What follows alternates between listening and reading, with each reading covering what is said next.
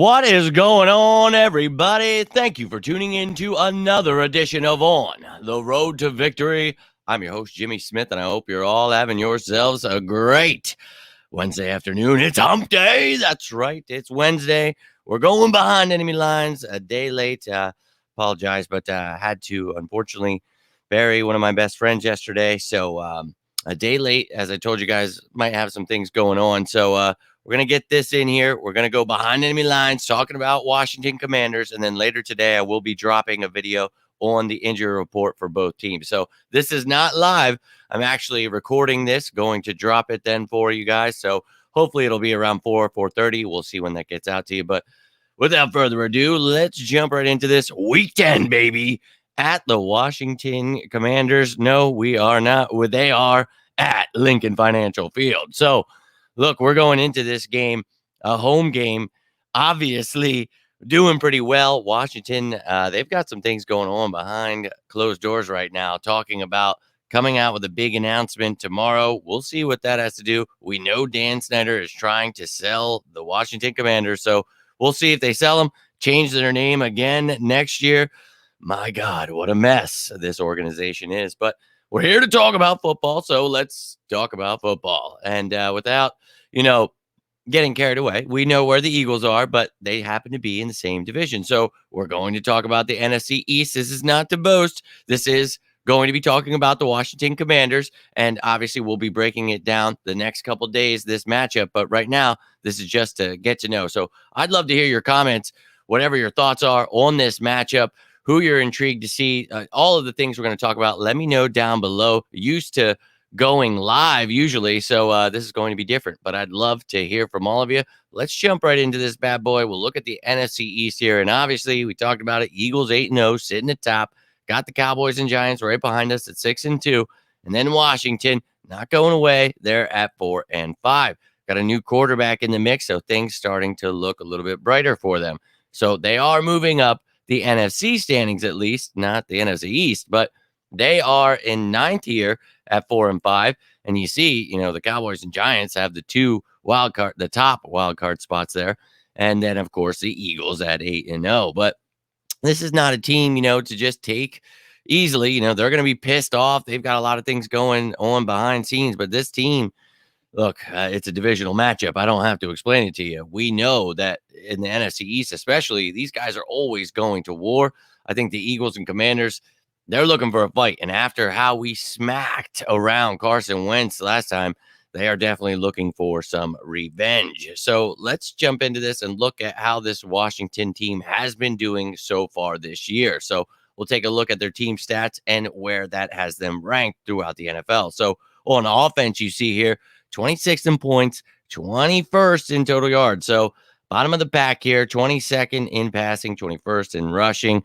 So look, giving up sacks, throwing interceptions. One thing they're not doing is fumbling the ball. So that's good. Has a middle of the pack in turnovers given up there. And then on the defensive side of the ball, look, middle of the pack. They're just not a great defense like they used to be a couple years ago. 16th in points allowed, 14th in total yards, which is crazy, with Ron Rivera there. But it is what it is. 18th against the pass, 11th against the run. Tied for 14th, giving up 2.6 sacks per game, or getting 2.6 sacks per game, and then 0.3 interceptions per game has them 30th. So not great there.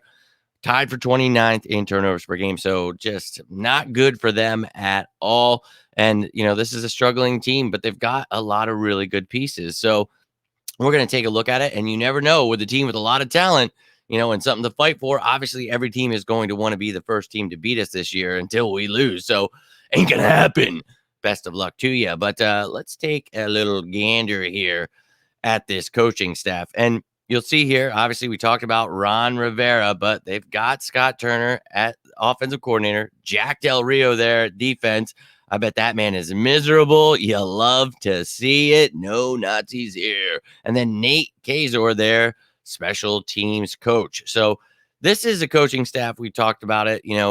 I think that Carson Wentz was a very, very interesting choice. Ron Rivera said, hey, look, that's the guy I wanted. And it's sure, if that's really how you felt, then no doubt. So we've talked about this over and over again. Taylor Heineke, I think, is a kid that really, people sleep on. Not in the sense that, like, oh man, this guy is so great. I'm just saying that this kid actually, I think, brings a little bit more than most people give him credit for. So to me, I think this team, it's going to put up a fight, but I don't want to get ahead of myself too much when talking about these things because, look, I think that the Eagles are a phenomenal team, but this is the NFL, so anything can happen. And Ron Rivera, dude, great coach and decent coaching staff. So we'll see if they bring the heat. But let's take a look at some of these players that, with Carson out right now, what does this team look like? What is the active roster? Who's on IR, pup list, all that stuff? Let's take a look at that, and then we'll look at it as a depth chart as a whole, so you'll see what this team looks like. And then, of course, I'll keep you updated, and we'll have an updated depth chart throughout the week so you can see who's questionable, who's out, who their backups are, all that great stuff. So let's jump into it. Quarterbacks first. Taylor Heineke leading the way. Sam Howell not ready to take the reins just yet, but look, two decent quarterbacks there. We talked about we're going to push Carson Wentz. Would he be benched? Well, it probably would have happened if he weren't, to get hurt. So, hey, look, I don't ever want to see anybody get hurt, so I hope he gets healthy. But that dude's career looks like it is going down the drain. And at running back, they've got Antonio Gibson still leading the way, but Brian Robinson eating up a lot of those carries. You got J.D. McKissick, Jonathan Williams there as well. So a very, very talented running back room there. Got a little bit of thunder and lightning in Robinson and Gibson. So we have struggled against the run. They will be trying to pound that rock. Now at receiver, they've got a lot of talent here. Now Jahan Dotson has missed the last few weeks, but even if he weren't to play, Curtis Samuel and Terry McLaurin are two very talented wide receivers, but the Eagles secondary going to give them a tough time. Cam Sims has been stepping it up in place of Jahan Dotson. You've got Diami Brown and Dax Milne there as well. So very talented wide receiver room. And then at tight ends, Logan Thomas, when healthy, is a very talented guy, but John Bates, Armani Rogers, Cole Turner, a lot of young talent there trying to find their way as to who could be, the next tight end for them. Look, I'm not afraid of these tight ends, but Logan Thomas, man, you always have to watch out for him. A very talented guy. Then on the offensive line, you've got Leno, Norwell, Larson, Sadiq Charles now starting at right guard. That has changed from the last time we played him, and Sam Cosmi. So the things we saw different on offense are Taylor Heineke, Brian Robinson's here, and you might not have, or they might have Dotson. We'll see what happens there. And then right guard change here for them. And then at center, you have Tyler Larson. I believe last time it was Wes Schweitzer, who is now on the IR, who was starting at center. So a little bit different of an offensive line, but I still think this defensive line, third in sacks, needs to get some pressure. And we got to find a way to shut down that damn run. So let's go Birds. That was the offense. Now let's jump into the defense. Jonathan Allen, Daron Payne. Oh my God, that is quite a duo there in the middle. We are going to continue trying to pound the rock regardless. Do not care. Fedarian Mathis, their draft pick, is on IR, though. They've got Wise and Ridgeway as depth. Would hate to see any of those guys get hurt because those are two of the best to do it. Then on the edges here, this is going to be intriguing to keep our eyes on throughout the week. Montez Sweat, James Smith-Williams on the edge right now, but Chase Young was activated from the pup list to practice. So, he had his window activated, so he can practice. And we'll see. They've got 21 days to throw him on. We'll see if he's ready for week 10 against the Eagles. But beyond that, they've got Ife Obada, Casey Toohill, and Shaka Toney as depth. So, man, that would be a huge plus for them to get Chase Young back this week. Then at linebacker, you've got Jamin Davis, Cole Holcomb, and then a lot of depth there in David Mayo, John Bostic, Dejon Harris, and Kaliki Hudson. Milo Eifler was placed on the IR, though. That was another depth piece of theirs. But Jamin Davis, super athletic guy. Cole Holcomb, he's pretty decent, but I think he's gotten much better than where he was. But I think this defense is not where it used to be. Jamin Davis has definitely struggled. And then the secondary, they let William Jackson III go. Then they ended up trading him to the Steelers instead of just releasing him. So they have themselves an opening. But Rashad Wildgoose was playing nickel, did not play last week at nickel, so Danny Johnson filled in. You've got St. Juste and Kendall Fuller controlling the outside there, and I believe that's where St. Juste belongs, and that dude is super talented. but I think our wide receivers should be able to put some work on those corners. Then in the secondary here, the back end safety, you've got Bobby McCain and Cameron Curl. Now, Curl was not starting last we saw. It was Derek Forrest in there, so that will be a little change there, but a lot of changes in the secondary. The front seven still the same unless they get Chase Young back. But again, I think the Eagles should be able to put a hurting on this Washington Commanders team. We'll break it down more into detail this week, but this is just for you to be able to get a look at this Washington team. Now let's take a look at all of those names we just talked about in the depth chart so you can see what it looks like as a whole. We'll start it off here with offense. Anybody in yellow you see there is new to the team this year.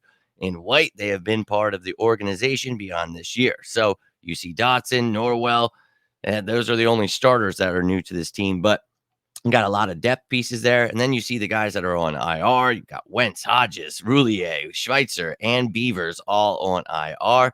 So they've got some injuries there on the offensive side of the ball. And then on defense, you see here, we talked about Chase Young possibly coming back. We talked about Mathis being on the IR and Eifler. And then you've got Tariq Castro Fields also on the IR in the secondary. But beyond that, you see no new starters there that they added. Thought they could get away with it. And you see the struggles they are having. I apparently am struggling to talk here. So my Lord. But finishing it up with the special teams unit, Joey Sly, Tress Way, Cameron Cheeseman. You see Antonio Gibson, Dax Milne, and then Jahan Dotson, Jonathan Williams. I'm not sure how I skipped over that original graphic, but I have it here where you can see who the kicker, the punter, holder, long snapper. Yeah, so almost the same deal there as that depth chart, but always want to give you guys a look at what we are dealing with. But my dog seems to be losing his mind. I have a bunch of things to do today, and I have a children's birthday party to go to. So I'm going to hope that injury report comes at some point, and then I will be dropping that one for you guys. But would love to hear your thoughts. Hope you enjoyed this video. If you did, do me a favor, hit that like button. You can always subscribe to the channel. Reach out to me if you need anything, though. You want to talk about birds, you want to talk about life, whatever it is, you're going through something. We all go through things. I want to let you guys always know I'm here for you, and I appreciate you guys always being here for me. But that is all I have for you, and I will be back. Until then, I am Jimmy Smith, and this is On the Road to Victory. You stay safe out there, and as always, go Birds!